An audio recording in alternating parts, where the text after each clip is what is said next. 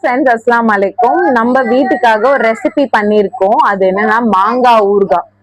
மாங்காய் ஊறுகாய்னா எவ்வளோ ரெசிபி இருந்தாலும் நம்மளுக்கு அந்த ஊறுகாய்னா ரொம்ப டேஸ்டியா டெம்டிங்கா நம்ம வாயில வர்றது அந்த மாங்காய் ஊறுகாய் ரெசிபி தான். ஸ்பைசியாவும் இருக்கணும், நல்லா டேஸ்டாவும் இருக்கணும். ஸோ நான் இந்த ரெசிபி பண்ணியிருக்கேன். பாருங்க ஃப்ரெண்ட்ஸ், ஊறுகாய் ரெடி ஆயிடுச்சு. இதோட ரெசிபி எல்லாம் ஒன்றும் இல்லை, நான் எப்பயுமே எங்கள் மதர் செய்கிற ரெசிபி தான். ஹோம்மேட் இன்க்ரீடியன்ஸை பார்த்து எல்லாம் பண்ணியிருக்கோம். என்னென்னா ஹெல்த்தியாக டேஸ்டியாக இருக்கும்.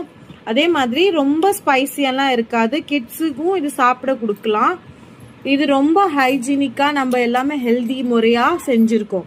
ஏன்னா நம்ம கடையில் வாங்க போனாலும் அது ஹைஜீனிக்காக இருக்கா இல்லையான்னு ரொம்ப யோசிப்போம். ஆனால் இது ரொம்ப ஹெல்தியானது. வீட்லேயே செஞ்ச மாதிரி நம்ம பாட்டி ரெசிபி எல்லாம் சொல்லுவோம்ல, அந்த மாதிரி இருக்கும்.